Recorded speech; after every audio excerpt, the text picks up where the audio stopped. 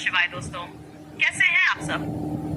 मैं दिल से भगवान से यही प्रार्थना करती हूँ कि आप सभी स्वस्थ, खुशहाल और सुरक्षित रहें। आज मैं राजस्थान के एक छोटे से गांव की अपनी सच्ची जीवन कहानी आप सबके साथ साझा करने जा रही हूँ। यह कहानी मेरे बचपन की है। एक ऐसा बचपन जो मासूम खेल और गुड़ियों से सजे आंगन में बीतना चाहिए था, लेकिन मेरे हिस्से में जिम्मेदारियों का पहाड़ आया। हमारा परिवार, हम 5 बहनें और एक भाई थे। भैया के बाद एक बहन पैदा हुई, लेकिन किस्मत को शायद ये मंजूर नहीं था। वह कुछ ही दिनों में दुनिया छोड़कर चली गई। 3 साल बाद माँ ने जुड़वा बेटों को जन्म दिया। अब हम 8 भाई बहन हो चुके थे। माँ पहले से ही बीमार रहती थी। घर में गरीबी तो नहीं थी, लेकिन काम और जिम्मेदारियां इतनी थी कि जीना आसान नहीं था। जिम्मेदारियों की रातें जुड़वा भाइयों की देखभाल लगभग पूरी तरह मेरे और मेरी बड़ी बहन के कंधों पर थी। रात को दोनों बार बार दूध पीते थे। उस समय न गैस थी न कोई सुविधा। हर बार चूल्हा जलाना पड़ता, दूध गर्म करना, बोतल में भरना और फिर उन्हें पिलाना। नींद से भरी आंखें, थकान से टूटा शरीर, लेकिन जिम्मेदारी इतनी गहरी थी कि चाहकर भी सो नहीं पाते थे। उनका नहलाना, शौच कराना, कपड़े धोना, सब कुछ हम दोनों ही करती थी। दिन का संघर्ष। सुबह होते ही हमें छोटे बहन भाइयों को स्कूल भेजना होता, बीमार माँ की देखभाल करनी होती, भैंसों को चराना और खेतों का काम भी करना होता। रविवार को जब बाकी बच्चे छुट्टी का मजा लेते, हम अपनी बहनों और भाइयों को लेकर कुएं पर चले जाते।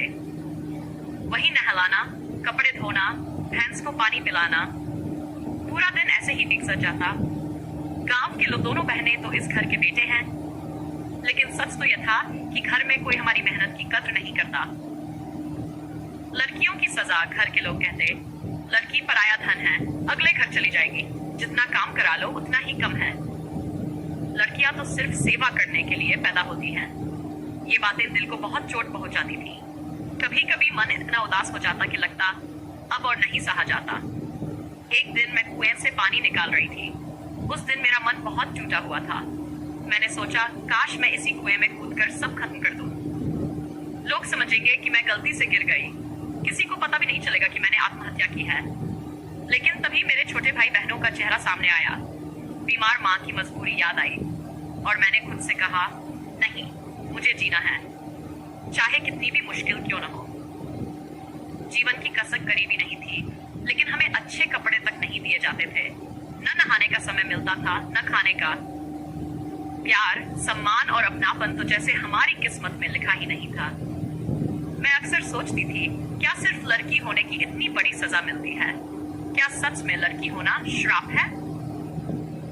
अंतिम संदेश दोस्तों, ये मेरी दिल की सच्ची बात थी जो आज मैंने आपके साथ साझा की। मुझे बताइए, क्या आपको भी लगता है कि लड़की होना एक बोझ है, या फिर लड़कियां ही घर का असली आधार होती हैं? अगर आप मेरी भावनाओं से जुड़े हो तो कृपया मेरी वीडियो को लाइक करें, शेयर करें और मेरे चैनल जिंदगी की डायरी को सब्सक्राइब करें। ओम नदियो डिजाइन आइडियाज।